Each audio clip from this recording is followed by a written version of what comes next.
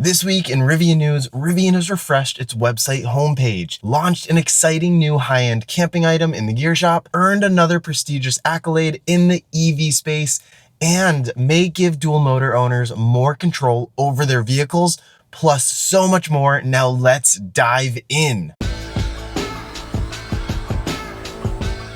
First up today, if you visited Rivian's website recently, you might have noticed a fresh update to the homepage, featuring a more dynamic scrolling experience. It's reminiscent of Apple's recent design approach where text, images, and videos flow seamlessly into one another. While I wouldn't say this is the easiest way to digest information, it's certainly eye-catching. With that said, I have one gripe. When scrolling down to the vehicle section, the transition from the R1S to the R1T when you're moving from left to right is extremely laggy, and that's on a MacBook Pro with an M1 Pro chip. The choppiness breaks the illusion of a smooth, high-end experience. And who knows, maybe I'm being picky because from a new customer's perspective, Rivian's landing page does grab your attention, and I think it effectively guides users towards key actions, whether that's learning about the vehicles or scheduling a test drive or even making a purchase. But don't take my word for it. Go check it out yourself. Scroll from top to bottom and let me know if that lag drives you crazy.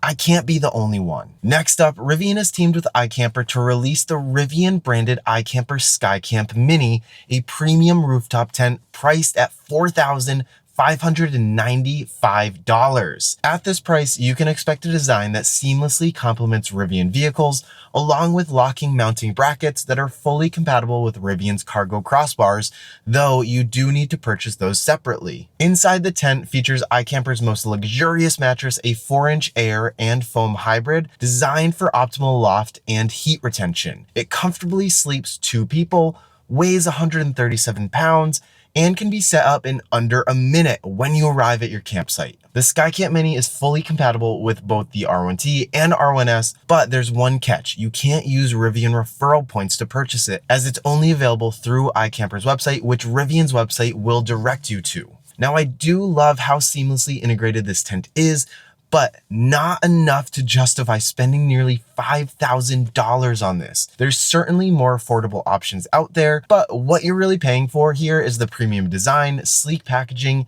and the convenience that comes with this Rivian iCamper collaboration. Next up, I want to shout out Jose at RivianTrackr, who just got his hands on the newly released Kamiq Crosswing awning from Rivian. If you're curious about it, check out his video where he walks through the entire installation process on his R1T and shares his first impressions. And while you're there, be sure to subscribe for more great Rivian content from Jose. And don't miss out on my weekly Rivian updates. If you're enjoying the content, hit that like button and subscribe so you never miss Rivian's weekly news. Next up, Rivian is making serious strides in the EV market. According to Cox Automotive, the Rivian R1S was the 5th best-selling EV in the US last month, a huge milestone for the brand. With over 4,000 units sold, Rivian's total sales surged 34% from the previous month, an impressive feat considering the industry-wide slowdown. The R1S ranked just behind the Tesla Model Y, the Tesla Model 3, the Ford Mustang Mach-E, and somehow the Honda Prologue. Seriously, the Prologue? The fact that Honda's moving these just proves how little research some buyers do before purchasing an EV. Of course, these 4 vehicles ahead of the R1S come with a much lower price tag, which makes me think that once the R2 launches next year, this ranking could shift dramatically. On a positive note, the EV market as a whole saw record-breaking February sales, moving 95,692 units, up 10% from last year. So don't let anyone tell you otherwise. The EV market in the US is still growing strong, and in the end, the best products will always win out. And speaking of the R1S, Rivian has recently showcased 2 fully customized R1S models. First up, the city of Palo Alto is testing a new pilot program with their local police department, incorporating the R1S into their fleet. The city shared photos of the custom police R1S, yes, the first ever Rivian police vehicle. It's surreal to see this vehicle dressed as a cop car. While we've only seen images of the exterior so far, I'll be sure to share any updates on the interior as soon as they're available. This second custom R1S was spotted by Dane Brem in a Facebook group. This R1S, branded from Amazon Studios, was seen towing a mobile electric power plant, highlighting the potential of EVs in the film production industry. This innovative setup could replace traditional diesel generators on set, providing clean, silent energy for filming equipment and reducing carbon emissions. While there's some debate about the efficiency of towing such a power source, it's raising important questions about the role of electric vehicles in industries that rely on mobile energy solutions. The use of mobile electric power in film production is just one example of how EVs could be integrated into various sectors, from disaster relief and remote work operations to powering outdoor events.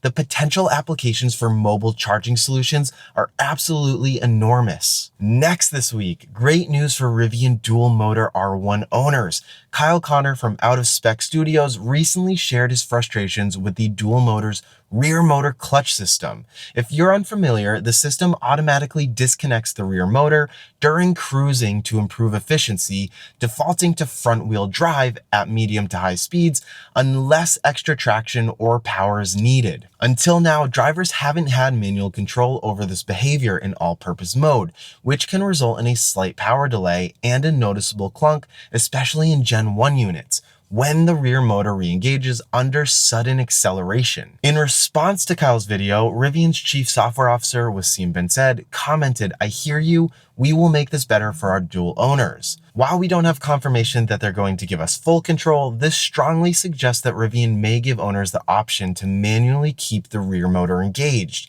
For those willing to trade a bit of efficiency for more consistent dual motor power, this would be a great feature to have. So here's to hoping more control is on the way. Lastly today, we have some updates on the R2 tour and R2 production. Rivian recently showcased the R2 prototype at South by Southwest and was scheduled to bring it to Vancouver for a final in-person viewing before the tour concluded.